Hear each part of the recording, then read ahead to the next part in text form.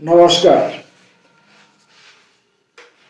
নন্দ চৌধুরীর গল্প মরণের ধরন। বাজারে পা দিয়েই খবরটা পেলাম, তিলুবাবু রাত্রে হঠাৎ মারা গেছেন। আজ অনেক কাজ, সকাল সকাল বাজার সেরে ফিরে যাব ভেবেছিলাম, হলো না। থলি মুড়ে রেখে যেতে হলো তিলুবাবুর বাড়ি। দেখলাম অনেকেই এর মধ্যে এসে জুটেছে, দেহ বারান্দায় শোয়ানো, গলা বুক ঢেকে গাঁদার মালা, পাশে জ্বলছে মোটা ধূপের গোছা। ছেলেমেয়েরা বাইরে, কেউ কাছে কেউ দূরে থাকে। শুনলাম সকলকে খবর দেওয়া হয়েছে। বাড়িতে থাকে তিলুবাবুর কনিষ্ঠ পুত্র। বাবার সঙ্গে তার সদ্ভাব ছিল না, এখন দেখলাম করিতকর্মা হয়ে সেই সব কিছু করছে, আর মাঝে মাঝে বুক চাবড়াচ্ছে, চিৎকার করে বলছে, হ্যাঁ, এ আমি কি করলাম। তিলুবাবুর পোশাকি নাম ত্রিলোচন, তার কনিষ্ঠ সন্তানের নাম নরেন্দ্রনাথ। মাত্র 1 বছর আগে ত্রিলোচন বাবুর স্ত্রী এবং নরেনের মাতৃদেবী ইহলোক ত্যাগ করেছেন। নরেন বাবার উপর চটা বরাবর, কিন্তু মায়ের মৃত্যুর পর থেকে বাবার সঙ্গে তার মুখ দেখা দেখি বন্ধ। তিলুবাবু মেয়ের ভালো পাত্রে বিয়ে দিয়েছেন। বড় এবং মেজ 2 ছেলেই কৃতী, তারা অন্যত্র সম্মানীয় পদে চাকরি করে। নরেন টেনে টুনে মাধ্যমিক। মায়ের কোল ঘেঁষা বলে শ্রমকাতর আর বুদ্ধিটা মোটা, তার চাকরি হয়নি। ওর মা বলতো, থাকগা, চাকরি না পেলেও এ বাড়ির 4 কোণ ঝেঁটিয়ে যা পাওয়া যাবে তাতেই ওর খাওয়া পড়ার অভাব হবে না। এই কারণে তিলুবাবু স্ত্রীর উপর বরাবর খচা, বলতেন, এই মাগেই ছেলেটার মাথাটা খেলো। তারপর বার্ধক্যে যেমন হয়, কারণে অকারণে তিলুবাবুদের দাম্পত্য কলহ চলত। ছোট ছেলে আমাদের কাছে অভিযোগ করত, বাবা মাকে আর আমাকে দেখতে পারে না। এই ধারণাটাই ক্রমে নরেনের মনে এমন পেকে ওঠে যে গত বছর ওর মা যখন মারা যায়, ও সকলকে বলে বেড়াতো, বাবা মায়ের কোনো চিকিৎসা করায়নি, এত কিপটে। শেষ পর্যন্ত চিকিৎসা করাতে টাকা খরচ হবে বলে গলা টিপে আমার মাকে মেরে ফেলেছে। তিলুবাবু বিষণ্ণ মুখে এসব কথা আমাদের বলতেন, অনুরোধ করতেন যাতে ছেলেটাকে আমরা বোঝাই। একদিন বললেন, নরেন আমার দিকে খ্যাপা ষাঁড়ের মতো এমনভাবে তাকায় যে আমার ভয় লাগে। তিলুবাবুর অবস্থা বেশ ভালো, সরকারি চাকরি করেছেন, পৈতৃক সম্পত্তিও আছে। এছাড়া শ্বশুর শাশুড়ির কাছ থেকেও পেয়েছিলেন বেশ কিছু। তিলুবাবু বিষয়ী লোক, ওসব দূরগত সম্পত্তি জিয়ে রাখেননি। শ্বশুর গত হবার পরেই শাশুড়ির সম্মতি নিয়ে সব বেচে নগদ টাকায় পরিণত করেছিলেন। তারপর শাশুড়িকে নিয়ে এসেছিলেন নিজের বাড়িতে।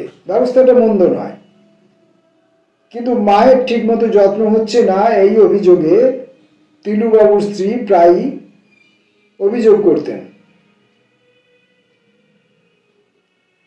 শাশুড়ি মারা যাওয়ার পরও এই অভিযোগের কণ্টকসজ্জা থেকে তিলুবাবু মুক্তি পাননি, বরং স্ত্রীর সঙ্গে মনোমালিন্য বেড়ে ওঠে। অন্য ছেলেমেয়েরা বাবার কাছে আসতো কদাচিৎ, ছোট ভাই এবং মায়ের অভিযোগটাই তাদের কানে যেত বেশি। সুতরাং সত্যি হোক মিথ্যা হোক, তারাও এটা বিশ্বাস করতে শুরু করে। ফলে তিলুবাবুর দিন কাটত নিঃসঙ্গ নির্বান্ধব বাড়িতে। আমাদের মতো তার সমবয়স্ক বন্ধু বান্ধব যারা, তিলুবাবু সম্পর্কে তাদের ধারণা কিন্তু অন্যরকম। আমরা বরাবর দেখেছি তিনি বেশ রসিক আলাপী মানুষ, খুব উপরহস্ত না হলেও প্রয়োজনে অর্থ ব্যয় করতে তিনি কুণ্ঠিত হতেন না। আর পরিবারে তার বদনামটাকে আমরা একটা দুর্ভাগ্যজনক কপালের ফের বলেই ধরে নিয়েছিলাম। দশচক্রে স্বয়ং ভগবানও ভূত বনে যায়। স্ত্রীর মৃত্যুর পর তিলুবাবু একান্ত অসহায় হয়ে পড়লেন।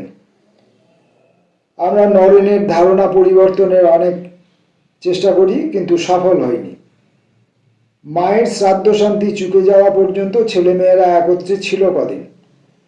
সবসময়ই ভাইয়ের প্ররোচনাতেই সম্ভবত তারা এমন বিরক্ত হয়েছে যে বাবাকে পাত্তাই দিত না। তিলুবাবুর এইসব কারণে খুব দুঃখ ছিল। একটা কাজের লোক রেখেছিলেন, রান্নাবান্না সেই করত। নরেন সারাদিন কোথায় কোথায় ঘুরত, নয়তো পেঁচার মতো তার অন্ধকার ঘরের কোটরে বসে থাকত।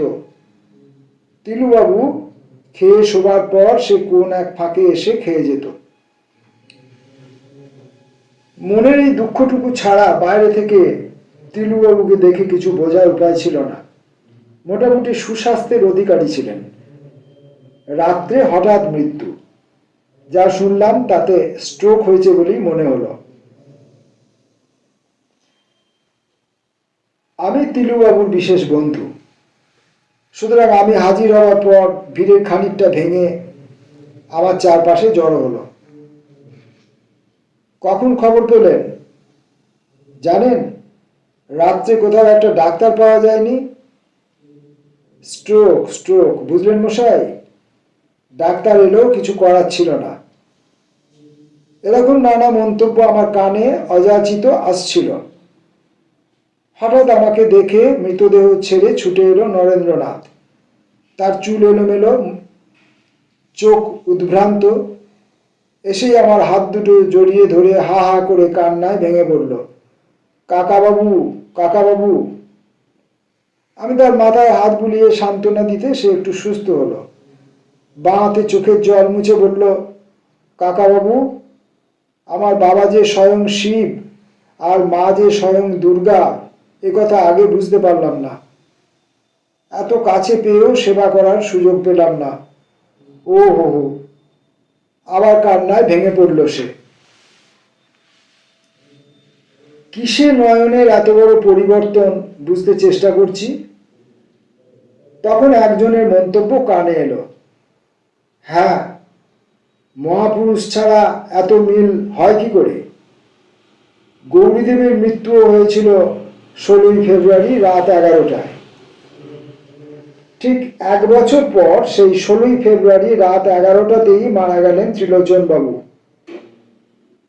নামের আশ্চর্য মিল তো ছিলই, এবার চোখে আঙুল দিয়ে দেখিয়ে দিলেন।